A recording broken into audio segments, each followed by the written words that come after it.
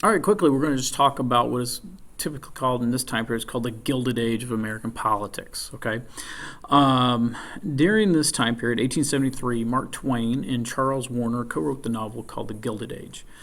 Historians use this term to refer to this time between 1870 and 1900. Excuse me. The term gilded refers to something being gold on the outside, while the inside is made of a cheaper material. The authors tried to point out that although this was a time of growth in the United States, beneath the surface you had corruption, you had lots of poverty, and you had a huge difference between the rich and the poor, which we've kind of referred to between like Carnegie and those guys. Industrialization and urbanization had caused many Americans to look at society in vastly different ways.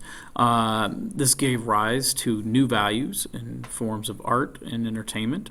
It is a strong belief during the Gilded Age, I cannot talk, was the idea of individualism. And this is a belief that regardless of your background, you could still rise in society.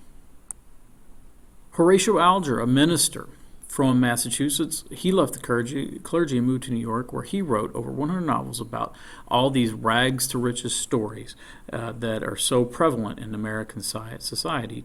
Okay, one thing that kind of took root during this time period was the advent of social Darwinism. Okay, we've talked about this briefly before in class.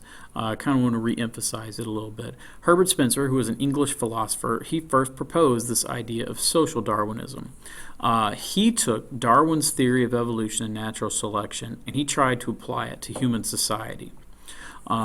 Like Darwin's theory, he thought that a species that cannot adapt to the environment will eventually die out.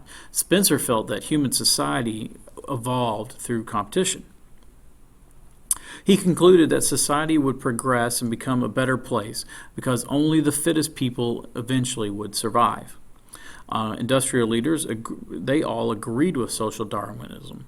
It's easy to agree with it when you have money and your life is pretty simple.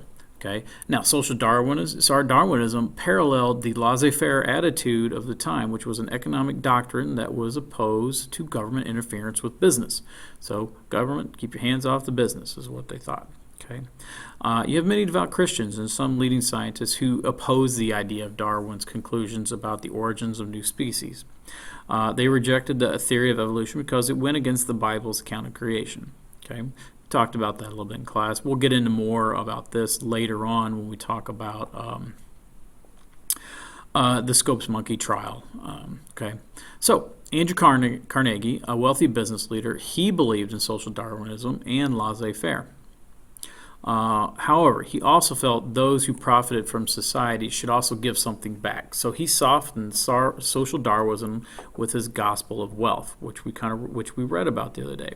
This philosophy stated that wealthy Americans were responsible and should engage in philanthropy, using great fortunes to further social progress. Okay, that is our talk about the Gilded Age. I really just wanted to kind of get that in there about social Darwinism and some of the different the new beliefs that were coming up.